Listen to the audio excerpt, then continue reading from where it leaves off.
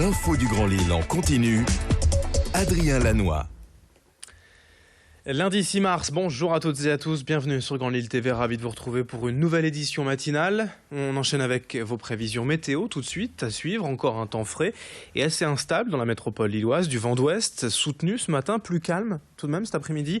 Des nuages toujours, quelques averses possibles en fin de journée, de très rares éclaircies entre deux perturbations. Les températures, elles sont tout juste de saison, avec 5 degrés ce matin et 9 degrés cet après-midi. On en reparle bien sûr avec vos prévisions complètes après ce journal. À la une également l'infotrafic avec les ralentissements habituels sur la 22 vers Lille depuis la frontière belge, la 23, la 1, la 25 également depuis la Flandre et surtout la RN 41 avec cet accident envoyé juste au niveau de Aubourdin avant l'échangeur d'Anglo dans le sens la Bassée vers Lille, dans le sens où il y a le plus de monde. Soyez donc prudents dans le secteur et en règle générale sur les routes ce matin. Première image dans l'actualité régionale, la conférence de presse de Martine Aubry vendredi à Lille.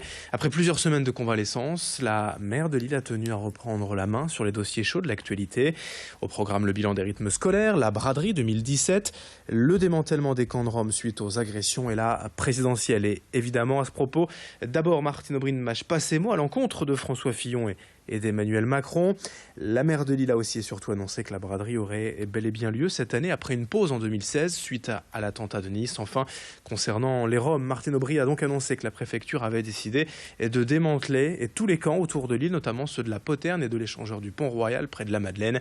Vincent Vieillard était à cette conférence de presse. On écoute Martine Aubry à propos de ces Roms autour de Lille. Il y a 3 terrains Roms, dont 2 qui sont là depuis longtemps, qui ont donné lieu à des agressions dont les victimes ont reconnu leurs agresseurs, dans 2 terrains. Celui de la rue Constantine et celui des Jardins de la Poterne, qui est quasiment contigu, sur lesquels nous avons demandé l'évacuation le 8 décembre 2015 et nous l'avons réitéré à chaque rencontre avec le préfet. On s'est rendu compte qu'il y avait un lien complet de trafic et de problèmes avec les 2 autres terrains. Donc c'est la raison pour laquelle nous avons demandé là aussi l'évacuation lorsque nous avons eu la preuve par la police qu'un certain nombre de ces agressions étaient faites par des Roms qui sont sur ces terrains. Nous avons obtenu l'ordonnance le 8 février et nous avons aussitôt saisi le préfet. Autre info dans la région, ce matin, on revient sur l'annonce du groupe Auchan la semaine dernière. Pour rappel, un investissement global d'1,3 milliard d'euros et 300 embauches promises. Mais à peine la déclaration du directeur général terminée jeudi dernier, les syndicats d'Auchan ont émis de réels doutes quant à ces chiffres.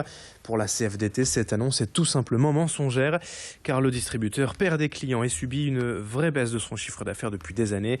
La direction a annoncé la création de 780 emplois en magasin mais 462 postes supprimés dans les services, ce qui donne ce solde positif de 300 emplois créés. Et pour les syndicats, au vu de la conjoncture, ce sera plutôt l'inverse. La CFDT ne croit pas à ces créations d'emplois et surtout pas en temps plein. Elle craint plutôt des contrats précaires en apprentissage, des étudiants et surtout des temps partiels. Explication au micro de Xavier Silly. Auchan, sur le périmètre du retail, on n'est plus à Auchan hypermarché, mais on est sur la globalité du périmètre, annonce effectivement 300 postes. D'abord, on les met au défi de le faire, parce qu'après tout, s'il l'annonce, il faut le faire. Mais plus que ça, puisque Auchan annonce 780 créations de postes et non pas que 300. Là aussi, on les met au défi de le faire. On va bien regarder. Entre les données que nous avons, partenaires sociaux, et les données qui étaient annoncées hier, qui d'ailleurs ne reprennent pas la notion de temps, puisqu'on parle de 2017, mais les 462 qui disparaissent, c'est sur 3 ans. Enfin, il y a une sorte de mélange des genres et de soupe où on mélange les choux et les carottes, qui fait qu'effectivement, pour nous, c'est absolument pas clair. En bref, alors que François Fillon s'accroche tant bien que mal à sa candidature, le maire de Tourcoing, Gérald Darmanin, quitte lui aussi le navire. Il a annoncé hier soir sur Twitter qu'il démissionnait de son poste de secrétaire général adjoint des Républicains. L'élu tourquenois se justifie en évoquant le respect de la parole donnée afin de lutter contre le Front National. Autre info rapidement, les agents de Pôle emploi en grève aujourd'hui. Ils manifesteront ce matin à 11h devant la direction générale à Villeneuve-d'Ascq. Leurs revendications, le maintien des effectifs actuels, des embauches en CDI, l'augmentation des salaires ou encore l'amélioration des conditions de travail. Dans cette édition également, d'autres images pour vous présenter cette initiative commune des villes de Tourcoing, Ronques, Mouveau, Halluin, Neuville-en-Ferrain et Bondu. Tous ont signé récemment la charte de l'arbre pour protéger et défendre les végétaux sur leur territoire.